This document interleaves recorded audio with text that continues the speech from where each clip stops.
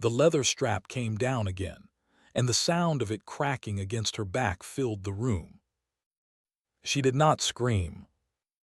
She had learned a long time ago that screaming only made the man swing harder, so she bit down on her lip and took it. Blood ran warm under her uniform. Her hand stayed flat on the cold marble floor while the whip rose and fell, rose and fell. All she had done was slip a saucer of milk to a starving cat. Her name was Delia, and she was a maid in a house that was not her own. Now think about that. What kind of rich man tears the skin off a quiet woman over a bowl of milk? By the end of this, 3 men would wish they never learned her name. This gets dark before it gets right. Stay with me on this one. Delia had worked at the Vance Manor for 2 years, and in 2 years she had learned every rule the place had. Up at 4. Fires lit before the family woke. Silverware polished until you could see your own tired face in it. And the biggest rule of all, the one nobody had to write down, was simple. You did not speak unless spoken to, and you never, ever asked for anything for yourself. The manor sat at the end of a long private road outside a small town in the hills, white stone and iron gates, the kind of house people slowed their cars down to stare at. From the road it looked like a fairy tale. Inside it was something else. Harlan Vance owned it, and Harlan Vance owned everyone in it. He was old money gone mean, the kind of man who smiled at the bank and screamed at the help. His son Dexter was worse in a smaller way, a soft young man who liked to watch other people get hurt because it made him feel big. And then there was Crandall. Crandall ran the staff.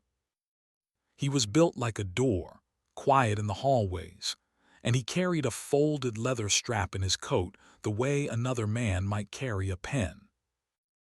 When Harlan wanted someone punished, Crandall did the punishing. Nobody argued. The other maids kept their heads down and their mouths shut, and so did Delia. She was good at it. Better than good. Because here is the thing about Delia. She had a past she never talked about. She wore long sleeves in the summer heat, buttoned to the wrist, and she never once rolled them up, not even scrubbing floors. Under the collar of her uniform, on a length of kitchen string, she kept a thin silver band. A wedding ring, though nobody at the manor knew that. She had buried a husband. She had learned that the world could take everything from you in a single night, and still expect you to get up in the morning and make the coffee. So when Harlan barked and Dexter sneered and Crandall touched that strap in his coat, Delia felt something the others didn't. Not fear exactly. More like the calm of a woman who has already lost the thing she was most afraid of losing. She was not the only frightened woman in that house, either, though for a long time she thought she was. There were 3 others in the servants' wing, and Delia had watched them the way you watch weather, learning their storms. There was Marisol, who flinched at raised voices and prayed under her breath while she scrubbed. There was young Anka, barely 20, who cried at night into a flat pillow and thought the walls were thick enough to hide it. And there was Bess, the oldest of them, who had stopped crying years ago and gone somewhere behind her own eyes where nobody could reach her. Delia noticed early that none of the 4 of them ever left the grounds. Not on a day off. Not for a doctor. Not for church. She noticed that Harlan kept their papers, all of them, and that when Marisol once asked, just once timid as a mouse, whether she might visit a sister in the next county, Harlan had laughed at her in the front hall until the girl went white and never asked again. Delia filed it away with everything else she was not supposed to see. She was good at seeing and saying nothing. In that house, it was the only skill that kept you whole. The kitten showed up on a Tuesday. It was small and gray and starving, all bones and big eyes, crying by the trash bins behind the kitchen. Delia knew the rule. No strays. Nothing wasted on nothing. Harlan hated animals almost as much as he hated poor people. But she looked at that little thing shaking in the cold, and something in her chest just would not let it die out there. So that night she poured a saucer of milk, the last of a bottle that was going to be thrown out anyway, and she set it down in the dark and watched the kitten drink like it hadn't eaten in a week. It probably hadn't. She did it 3 nights running. And on the 3rd night, something happened that she did not expect. Anka found her out there. The girl came down for water and saw Delia on the cold step with the kitten in her lap. And instead of fear, there was something in the girl's face that Delia had not seen on anyone in that house in 2 years. It was longing. Anka knelt down beside her in the dark and put one finger out, and the kitten butted its little head against it. And the girl laughed, a small broken sound, and then she covered her mouth like she'd committed a crime. Because in a way she had. They sat there together, 2 women and a stray, breaking a rule that was really a rule about hope, about whether you were allowed to give a small warm thing to something that needed it. For a few minutes the manor did not own them. Delia should have known that a thing that good could not go unpunished in a place like that. On the 4th night, Crandall was waiting. He didn't yell. He never yelled. He just took the saucer out of her hands, poured the milk into the dirt, and walked her by the arm to the front room where Harlan liked to have these things done, on the good marble, where it could be watched. Dexter came down in his robe to see. Harlan sat in his chair and said only one word, which was begin, and Crandall unfolded the strap. And that is where you found her at the start of this. On her knees, bleeding for a bowl of milk, taking it in silence because silence was the only thing they had never managed to take from her. But she was not the only one made to watch. Harlan had a cruelty in him that liked an audience, and so he'd had Crandall wake the other 3 maids and stand them along the wall in their nightclothes to see what happened to a woman who thought she could keep a thing for herself. He wanted them afraid. He wanted the lesson stamped into all of them at once. And it worked on Marisol, who wept, and on Bess, who watched from behind her dead eyes and did not move. But Delia, through the white noise of the pain, found Anka's face in the row of them, and she held the girl's eyes, and she did the strangest thing. She shook her head. Just barely. Don't let them see it land. Don't give them that. And the girl, God help her, understood, and she straightened her small back against that wall and stopped her tears by will alone, and something passed between them in that terrible room that Harlan Vance, for all his watching, never saw. When it was over, they told her to clean up her own blood off the floor before the morning staff arrived. So she did.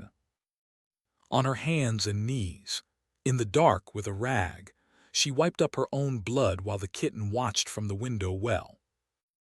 Then she went up to the cold little room in the servants' wing, and she peeled the shirt off her back where the cloth had stuck to the wounds, and she did not cry. She lay on her stomach and stared at the wall and waited for morning, the way she had waited for 100 mornings before. Somewhere past midnight the door creaked, and it was Anka, come on bare feet with a cloth and a bowl of clean water, and the girl dressed the older woman's back in the dark without a word, the way Delia had once dressed the wounds of a man she loved. And when she was done, she pressed her forehead for 1 second between Delia's shoulder blades and then slipped out again. Neither of them ever spoke of it. In that house, you learned to say the biggest things without saying anything at all. What none of them knew, what not one soul in that whole marble house had any idea about, was that 4 miles down the road, in the parking lot of a highway bar, a group of men had rolled in on motorcycles the night before. Big men. Weathered men. Men with a winged patch on their backs. And they had been asking the bartender a question they had been asking in towns all across 3 states for the better part of 2 years. They were looking for a woman. A widow.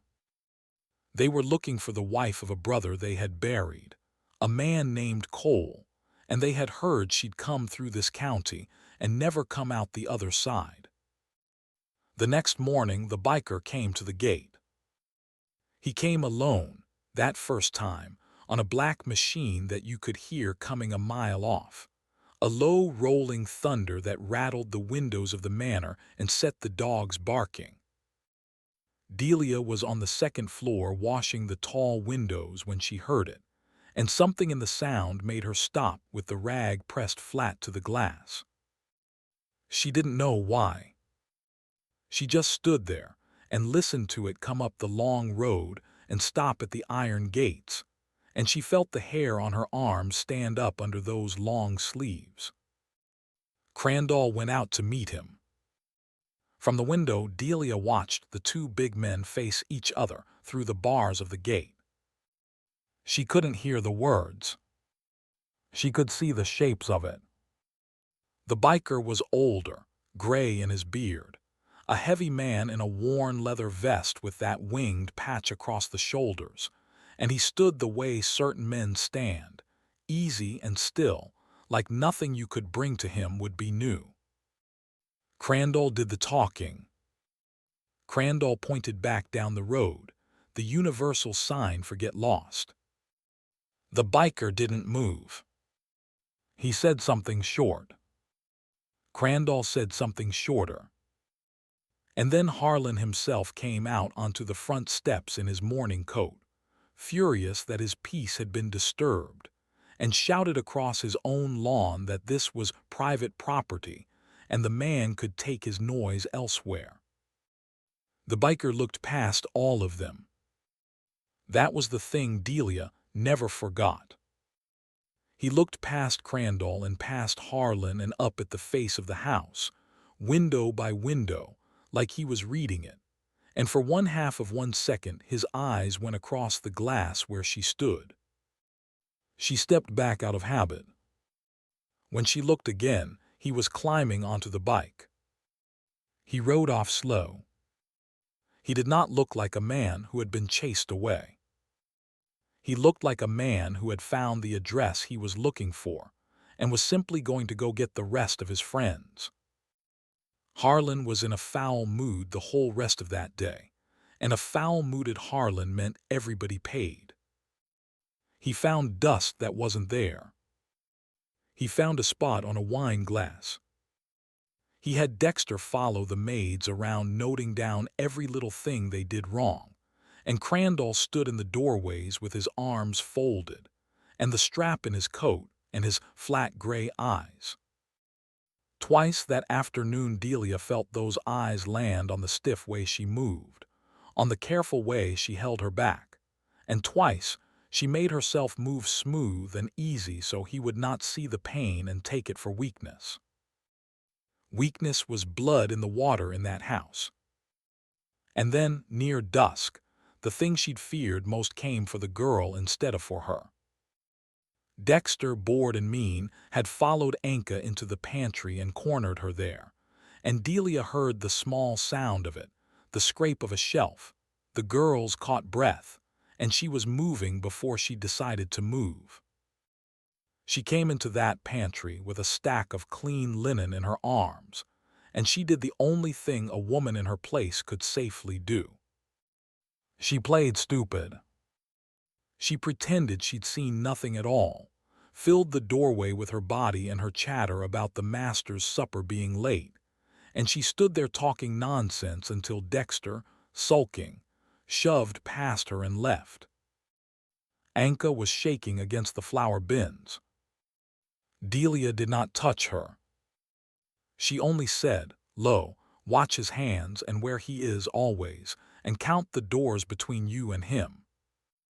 It was the whole of what she had to give the girl. A widow's arithmetic. The math of surviving a house that means you harm. Anka nodded and wiped her face and went back to work, and Delia understood in that moment that she could not save the girl, not really, not from inside these walls. All she could do was teach her to last one more night. She did not yet know that one more night was all any of them would need. But something had shifted. She couldn't name it. All day she caught herself listening for that engine, and all day the road stayed quiet, and by evening she had half convinced herself she'd imagined the way the man had looked at the house. Bikers passed through. Strangers came to the gate selling things or begging work. It meant nothing. That is what she told herself while she carried the supper trays and cleared the supper plates and turned down the beds. It meant nothing. That evening was, of all the evenings she spent in that place, the quietest one. Harlan and Dexter went into the study after dinner and shut the doors. Crandall took his own supper in the staff kitchen and then went off to his room early with a bottle. The other maids finished their work and drifted upstairs. And Delia, when the last light was out and the house had gone still, slipped down to the kitchen door one more time. The gray kitten was there in the window well, waiting. She hadn't been caught in days, not since the whipping, and she knew she should stop. She fed it anyway. She sat on the cold step in the dark and watched it eat, and she let herself rest her sore back against the door frame. And for a little while, one small while, nothing hurt and nobody was watching, and the night was soft and ordinary and safe. Then the sound came up the road, and this time it was not one engine. It was many. It started as a rumble under the horizon, so low she felt it in the step before she heard it, and then it grew and grew, until it was a wall of thunder rolling up the private road toward the gates, headlight after headlight after headlight breaking the dark. Not one motorcycle. A dozen. More. The gray kitten bolted. Delia stood up off the step with her heart going like a hammer, because in that instant she understood two things at once. The first was that the man at the gate had gone to get his brothers. And the second, the one that turned her cold all the way through, was that they had not come for the Vances at all. They had come for her. And that changed everything about what this night was going to be.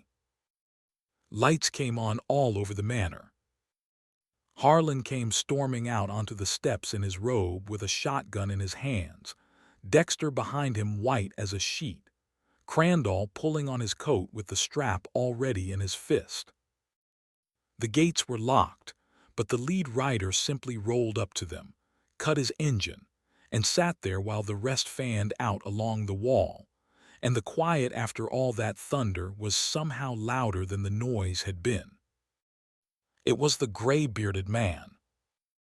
He swung off the bike, walked up to the bars, and in a voice that carried clear across the lawn he said he wasn't leaving until somebody brought him the woman who worked in that house.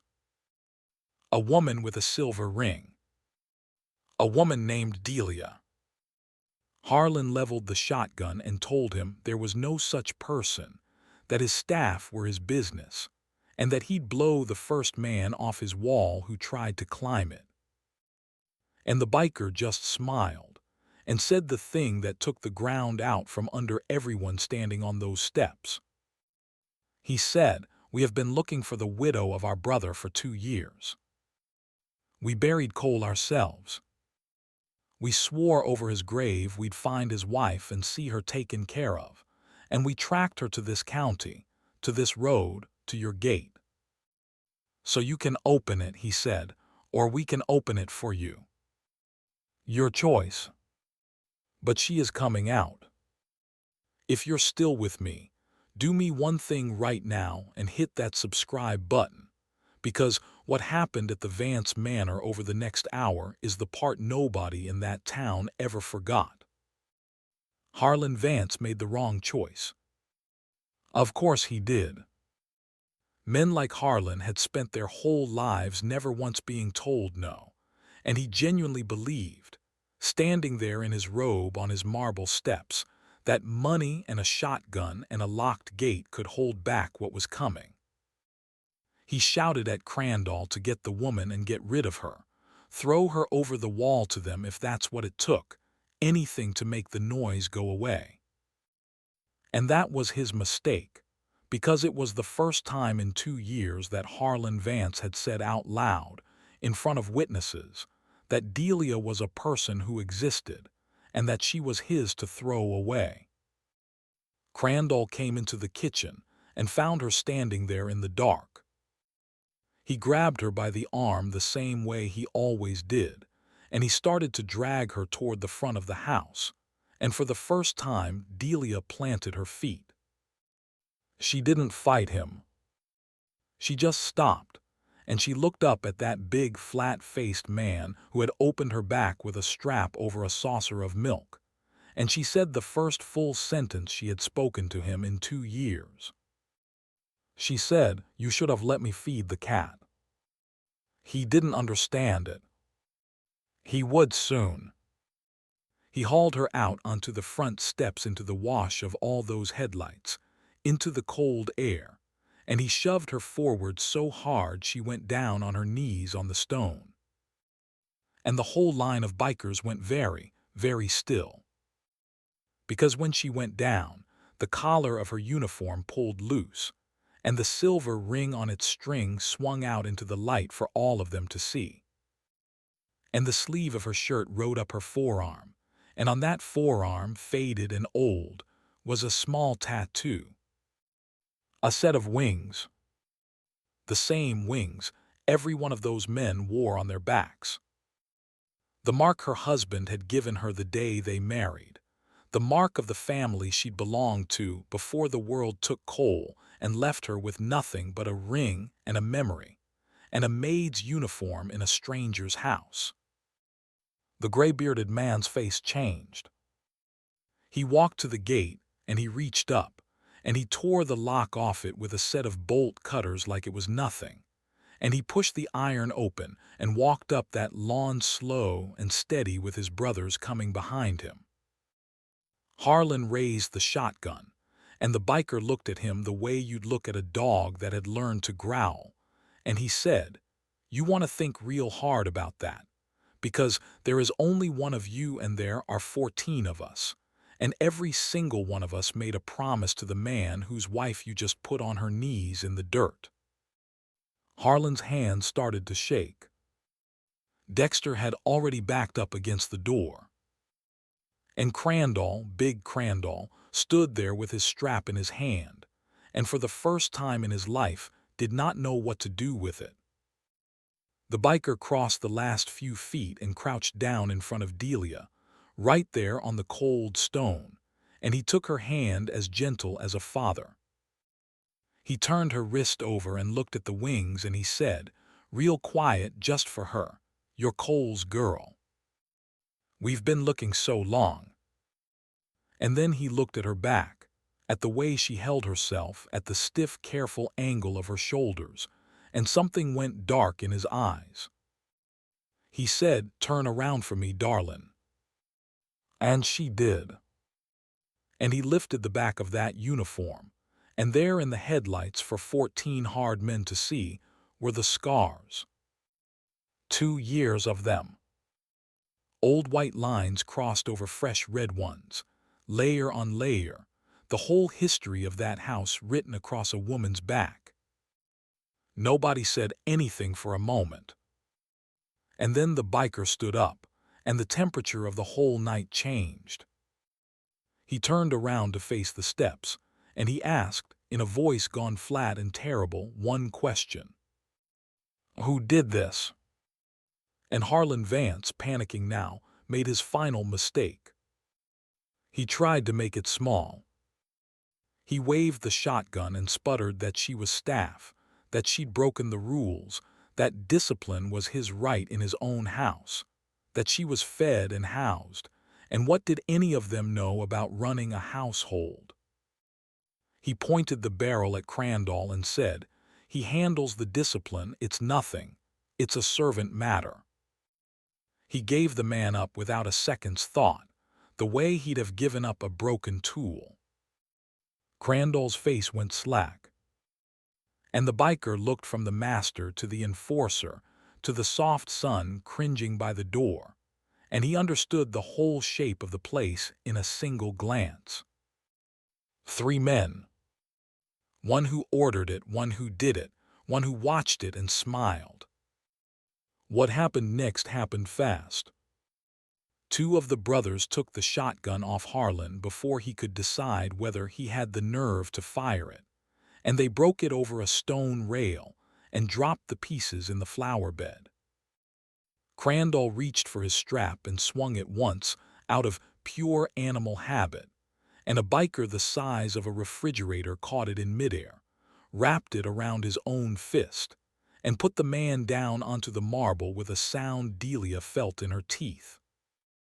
Dexter tried to run back into the house and found 2 more brothers already standing in the doorway, and he sat right down on the floor and started to cry. And the gray-bearded man, the one they called Preacher, walked into the Vance manor like he owned it, and he started opening doors. Here is the part Harlan never saw coming, the part that turned his private cruelty into something that could not be waved away as a servant matter. Because the club didn't just find Delia in that house. They found the ledger in Harlan's study. They found the passports and the papers Harlan kept locked in his desk, the documents belonging to 3 other women on his staff, women he'd brought up from nothing and kept there with debts they could never pay and papers they could never get back. They found the whole quiet machine of it. Harlan Vance didn't have servants. He had people he owned, kept in line by a man with a strap, in a house at the end of a road where no one could hear them, and Delia had just been the one with a family left alive to come looking. When Preacher came back out onto the steps with that ledger in his hand, he wasn't holding a maid's grievance anymore. He was holding proof of a thing the whole town had let itself not see. He crouched in front of Delia again and asked her gentle, "Is this all of it? Is there more of you in there?" And she told him about the others, the 3 women too frightened to come out of the servants' wing, and the brothers went in and brought them out one at a time, wrapped in blankets, and stood them together on the lawn in the headlights. Marisol came out with her hands still pressed together in the shape of a prayer she hadn't finished. Bess came out slow, and when the headlights hit her face, something moved behind her eyes for the first time in years. Some old buried thing waking up and looking around and daring to believe. And Anka came out last, and when she saw Delia on her knees on the stone with 14 strangers standing guard around her instead of over her, the girl broke and ran to her, and the 2 of them held on in the light while the house that had owned them both stood lit up behind them. 4 women who had been made invisible, standing in the light, while 3 men who had made them invisible sat in the dirt. And Delia held the girl's head against her shoulder and said, over and over, "It's done, it's done. You're going to see your sister, it's done." Preacher walked over to where Harlan knelt on his own steps, and he crouched down to look him in the eye, and he did not raise his voice. He said, "You had a chance. All you had to do was let a hungry woman feed a hungry cat. That's the whole thing. That's all it ever was. A little bit of kindness that cost you nothing, and you couldn't do it. You took the strap to her instead." He stood up. He looked at the white stone house rising up behind them, all those lit windows, all that money, all those locked rooms. And he said to no one and everyone, houses like this only work because everybody agrees to look away. So let's give the town something they can't look away from. They walked the four women down the lawn to the gate and put coats around their shoulders. They walked Harlan and Dexter and Crandall down after them and set them on the grass by the road where the whole county would find them come morning. Ledger and papers and passports laid out on the hood of a truck. One of the brothers had brought up. All of it, every piece of proof, waiting for a sheriff who could no longer pretend he didn't know. And then Preacher sent two men back into the house with cans from the saddlebags, and Delia stood at the gate with the gray kitten. She'd scooped up off the step pressed against her chest, and she watched the manor begin to burn. It went up slow and then all at once, the way old dry houses do. First a glow in the downstairs windows, warm and almost pretty, and then the fire found the curtains and the paneling and the 200 years of polished wood, and the glow became a roar, and the roar climbed the staircase Delia had climbed 10,000 times and burst out through the roof into the black sky. The heat rolled down the lawn and touched their faces. The white stone went orange. Every window she had ever washed lit up gold and then blew out. And Harlan Vance knelt in the wet grass by the road and watched everything he had ever owned, everything he had ever used to make himself feel larger than the people under his roof, turn into a column of fire against the hills. He did not shout any more. There was nothing left to shout at. The whole town saw it. You cannot hide a burning manor in the hills. Cars pulled over on the far road, and porch lights came on for miles, and the sheriff came at last with his one deputy, and by then the bikers were simply gone, rolled off into the dark the way they'd come, and what the sheriff found was 3 men in the grass and 4 women in blankets, and a truck hood full of stolen papers laid out under the fire like an accusation. He could not look away from it. Nobody could. In the morning, it was in every paper in the state. By the week's end, the passports and the ledger and the debts and the scars on a maid's back were a case that no amount of Vance money could make quiet, and Harlan and his son and his enforcer were in 3 separate cells, learning for the first time in their lives what it was to have someone stand over you and decide what you were allowed to have. The other 3 women found the daylight slow, the way you find your feet after a long sickness.